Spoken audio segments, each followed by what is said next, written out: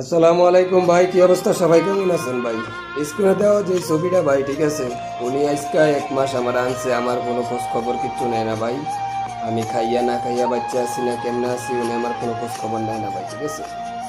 উনি আমার পাশের এলাকার ভাই, ঠিক আছে, কেমনে আমার সাথে এই কাজটা করছে ভাই। আজকে সৌদি আরবে আমারে 1 মাস আনছে, কোনো কাজ কাম কিচ্ছু দেয় না ভাই, দেখেন। আমি দেশ থেকে আইছিলাম কিরকম, আর এখন কি করবো কোনো হয়েছে আমার চেহারা ভাই, ঠিক আছে। তো উনিরে ভাই যে সৌদি আরব যে কোনো জায়গায় পাইবেন, ঠিক আছে, উনিরে পুলিশে ধরাই দিবেন ভাই, ঠিক আছে। উনি আমার থেকে 5 লাখ টাকা নিয়ে গেছে ভাই, ঠিক আছে, কোম্পানির কথা বললাম।